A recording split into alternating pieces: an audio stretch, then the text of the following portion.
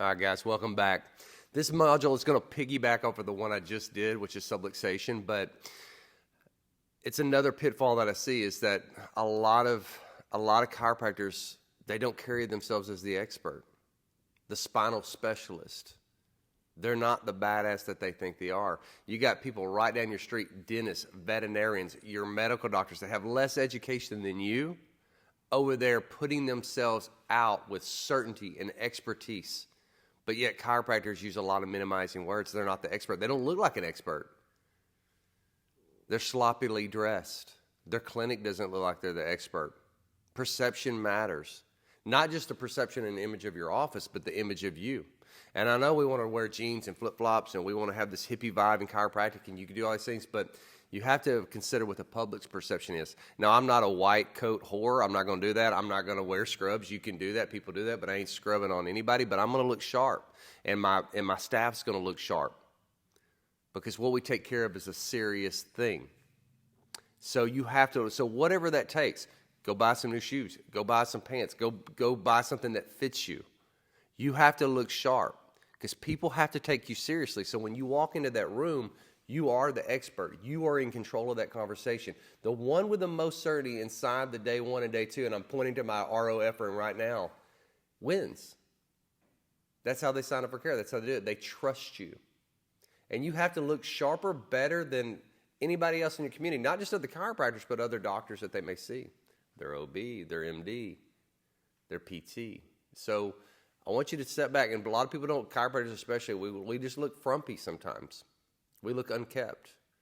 Our beards aren't kept. We're unshaven. We just don't look the part. You got to look sharp. You got to look better than everybody else. Your adjustment's got to be better than everybody else's. You like all these things to go in to be the best. If we're really going to take your practice to 7 figures or high 6 figures, if you're doing it by yourself, you're going to have to look like an expert. And you're going to have to assume that role too. You have to become it. You have to feel it. You have to know it. You are an expert. There's nobody that spends more time working on spines than you do. You have more anatomy, more education inside neuroanatomy than any other doctor, maybe other than a neurosurgeon. Like, you have that. You have to own that. You're an expert at one thing.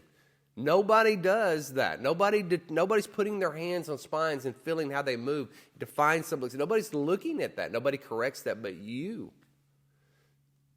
You have to own that. You have to own that you're an expert. You may not be an expert in anything else, but by God, you're an expert in finding subluxation, correcting, and changing people's lives.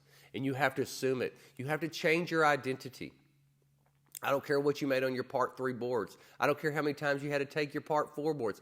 You are an expert. Own it. Like, assume it.